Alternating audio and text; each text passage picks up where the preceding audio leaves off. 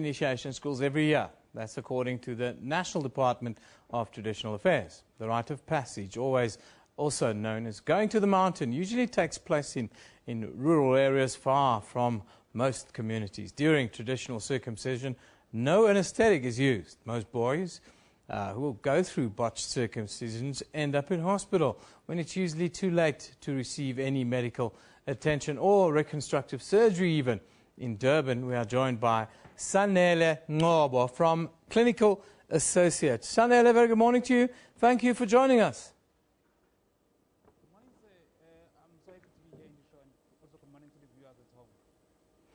Sanele, you talk about dangerous circumcision here in South Africa. What do you mean when you talked about that?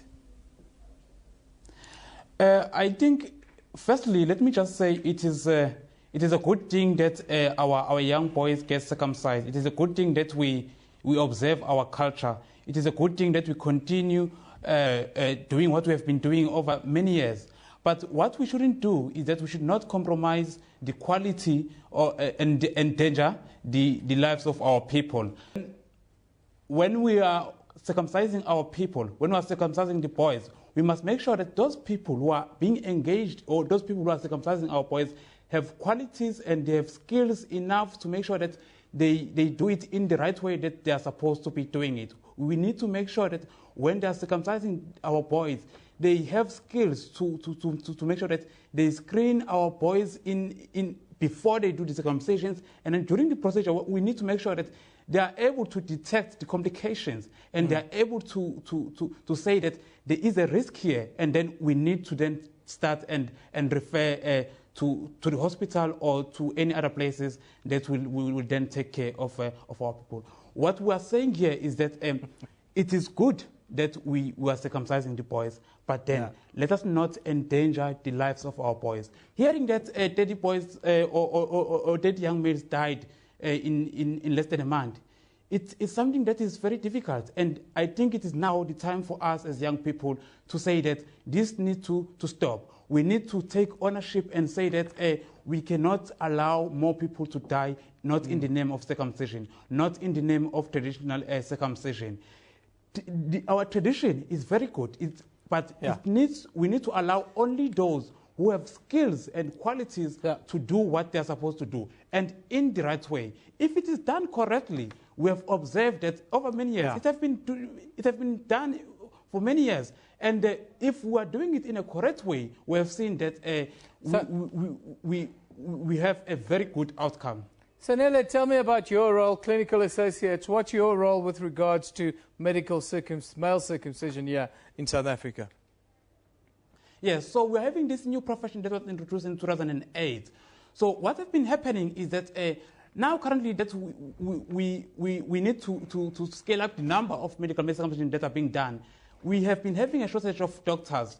We don't have enough doctors to do those medical male circumcisions. So what have happened is that there was this introduction of clinical associate profession, and they have been involved in doing these medical male circumcisions. What I've been doing a study in Tshwane district where we have observed about 4,850, where we reviewed about 4,850 files. And what we have observed there is that in Tshwane alone, in Tshwane district, about 88% of the medical male circumcisions were done by clinical associates. So these clinical associates, they are trained into universities currently in our country. And what have happened is that before they are being exposed into doing medical male circumcision, they get a 1 week training. That 1 week training, then they are being taught what to do and what not to do, and they are being taught the right way of performing the medical circumcision. But what we have been saying now is that when we are exposing the clinical associate into doing medical circumcision, we want to make sure that we do not compromise the quality of the medical circumcision. We want to make sure that we do not endanger the lives of our people.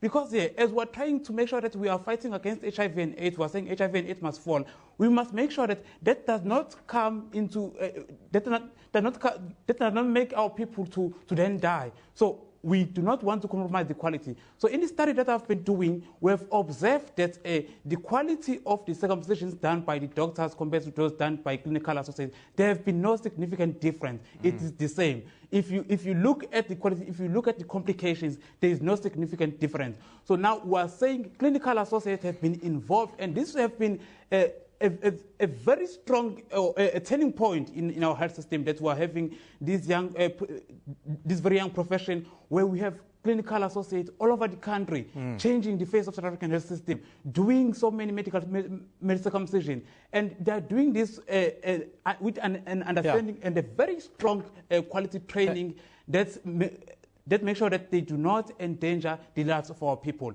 The main thing here, and I want to repeat this, the main thing here is that not in the name of the medical circumcision should we have our people dying.